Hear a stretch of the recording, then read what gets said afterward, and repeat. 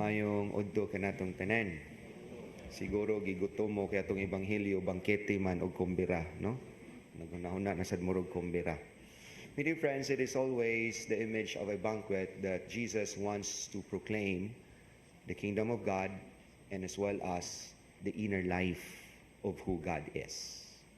Because in the banquet, there are so many commonalities or common elements that portray the very image, the very nature, and the very inner life of God. Una, kung naay bangkete, this is out of the generosity of the hosts. O libre yuning bangkete, no? Kumbira, lain sa kayong mubayad ta, di na ni kumbira, restaurant na ni, no? And therefore, we are been invited to the generosity of the banquet master, to the host of the banquet. And this speaks about the generosity of God to us. Nga ang Ginoo, di yun nato matugad ang iyahang pagkamanggihatagon.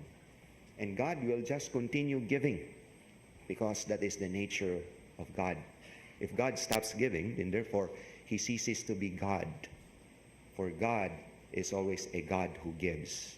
And not only with things, but most of all and above all, He offers His very life.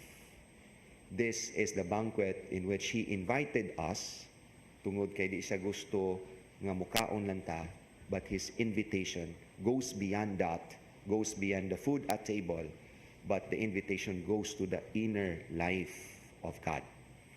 Kay nindot ba yan ning imbitaron ta, no? Una, makasave ta, no? Posible pagyud makaputos pagyud ta, no? Unya, it's an honor to be invited. That means you are a special person to the hosts. Kay baya, makita na lang ka sa Facebook nga nagkumbira sila niya, ikaw mo inahabili na lang, di ba ka mo ulbo imong kaspa, no?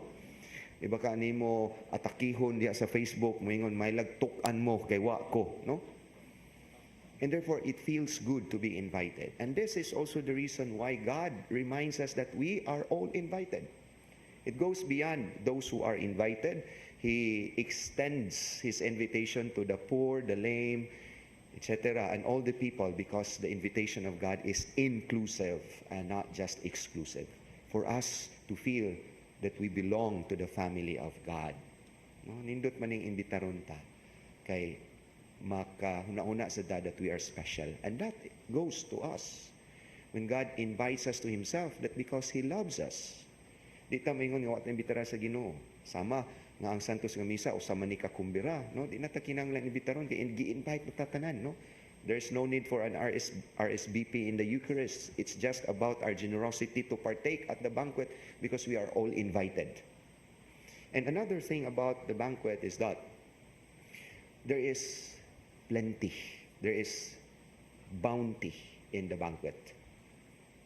Gipasinati ta sa Ginoo sa kaabundansya sa bangkete nga iyahang giandam. Di ta kahurot, no? Unlike sa mga bangkete siguro nga mahadlok ta mahutdag kanon, ngumingon na lang atong giimbitar, wa nay kanon aw undang, no?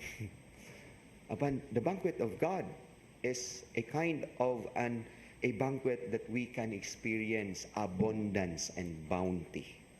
Bisag mamutos pa ta to the max, di yun mahurot, no? Bisan og maghakot ta, di yun mahurot. That means our experience with God's love and goodness, we cannot somehow exhaust it. For we cannot fathom the bottom of the generosity of God. It is abundance, abundansya, no? Nga di ka kaihap kung pila ka buok putahe, no? Di ka ka-imagine og unsa kadaghan. Because this is the heart of God. This is the love of God. It is always an abundance. It is always a bounty. And this is where the Lord wants us to experience this. Because He is not just inviting us to a particular dinner, but He is inviting us to Himself, expressed in the bounty, in the abundance of the love of God. Just like the banquet that He sets for us. What we need is just to say yes. Huwag itay lain na himuon, kundi mo tando sa maong kumbira. Kumbira na gud ni, di ba? Ganahan gyud tag kumbira. How much more the banquet of God in heaven, the banquet of the love of God that He invites us to Himself always. Amen.